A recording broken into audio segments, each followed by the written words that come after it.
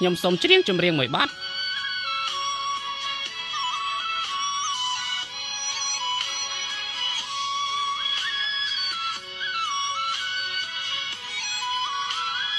លើពីហ្វេនបានអ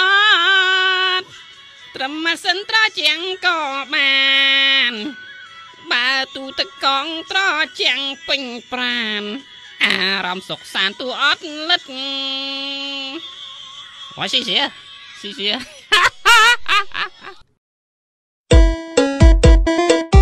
សួស្ដីប្រិយមិត្តត្រឡប់មកវិញហើយជាមួយនឹងវិទ្យុកខកខងដែលចាប់ផ្ដើមផ្សាយពីម៉ោងនេះតទៅរហូតដល់ម៉ោងលែងមានមនុស្សស្ដាប់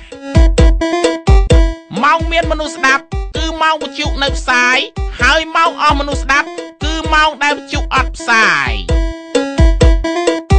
មុននឹងចាប់ផ្ដើមកម្មវិធីសូមអរគុណម្ចាស់ឧបត្ថម្ភធំគឺហាងលក់សម្ភារៈកីឡារ៉ូណាល់ដូ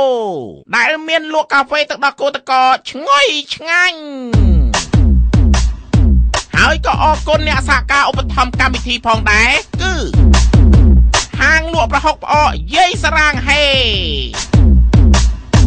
ដែលមានលក់បោះដុំនៅវ៉ែនតានិងនាឡិកាដៃម៉ាល្បីៗនាំចូលពីបរទេស